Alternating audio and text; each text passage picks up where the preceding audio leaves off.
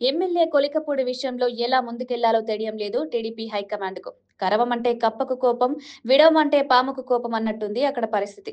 తిరువూరులో TDP versus MLA Kolikapudi అన్నట్టు పరిస్థితి ఉంది.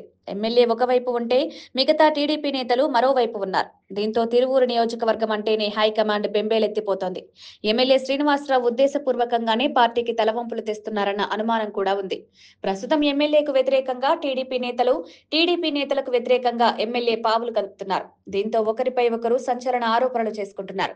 గిరిజన మహిళలపై టీడీపీ నేత రమేష్ రెడ్డి లైంగిక వేధింపులకు పాల్పడ్డారనే వారితోనే వాంగ్మూలం ఇప్పించే ప్రయత్నం చేశారట కొలికపూడి.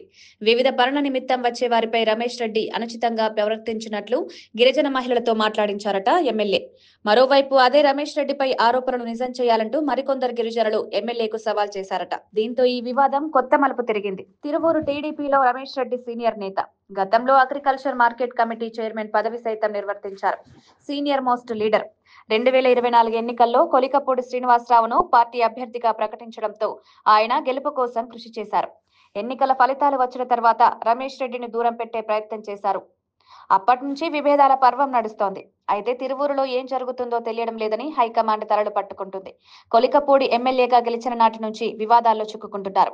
యాక్షన్ కు దిగితే ఎస్సీ సామాజిక వర్గం నుంచి వ్యతిరేకత వస్తుందని టీడీపీ హైకమాండ్ భయపడుతోంది. అందుకే ఆచితూచి నిర్ణయం తీసుకుంటుంది. అయితే ఈసారి ఎమ్మెల్యే కొలికపూడి ఏకంగా హైకమాండ్ కు సవాల్ విసరడం 48 గంటల డెడ్ లైన్ విధించడానికి మాత్రం సీరియస్ గా తీసుకుంది. 3 సభ్యులతో కమిటీని ఏర్పాటు చేసింది. వారిచ్చిన నివేదికలతో ఆయనపై చర్యలకు ఉపక్రమించనుంది. కొలికపూడి సైతం పూర్తిగా రెబల్ గా మారిపోయే అవకాశం ఉంది. తిరువూరు నియోజకవర్గంలో అగ్రవర్ణాలకు చెందిన టీడీపీ నేతలు తనను ఇబ్బందులు పెడుతున్న వైనాన్ని హైకమాండ్ కు చెప్పారట కొలికపూడి. కానీ హైకమాండ్ మాత్రం ఎమ్మెల్యేది తప్పు అన్నట్టు ప్రవర్తించిందట. అందుకే ఇక లాభం లేదని రెబల్ గా మారిపోవడం ఉత్తమమని, వచ్చే ఎన్నికల్లో ఎలాగూ టికెట్ ఇవ్వరు కాబట్టి రాజకీయ నిష్క్రమణ చేయడం మంచిదని కొలికపూడి భావిస్తున్నట్లు సమాచారం. మొత్తానికైతే తిరువూరు వ్యవహారం టీడీపీ హైకమాండ్ కు తలనొప్పిగా మారింది.